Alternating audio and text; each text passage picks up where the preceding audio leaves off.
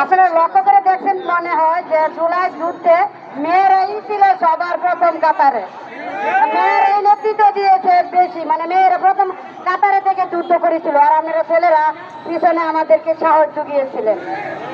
আমি এই যুদ্ধে আমার এই যে বামপাটার মধ্যে 4টা ভাঙ্গা দিচ্ছে আমার, আর এই বাম হাতটা আমার 4টা ভাঙ্গা দেওয়া, এবং আমি নিচে গুলিবিদ্ধ।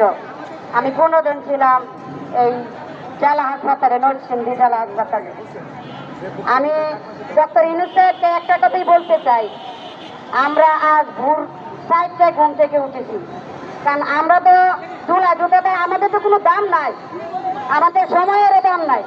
আমরা 4টার সময় উঠে না খেয়ে আমরা এই গাড়ি ধরছি এবং ওই শাহবাগে এসেছি। কেন এসেছি? আমাদের এই জুলাই সনদ রাষ্ট্রীয়ভাবে মর্যাদা দিতে হবে এবং জুলাই স্বীকৃতি দিতে হবে, এবং জুলাই ঘোষণাপত্র সাংবিধানিকভাবে উপস্থাপন করতে হবে।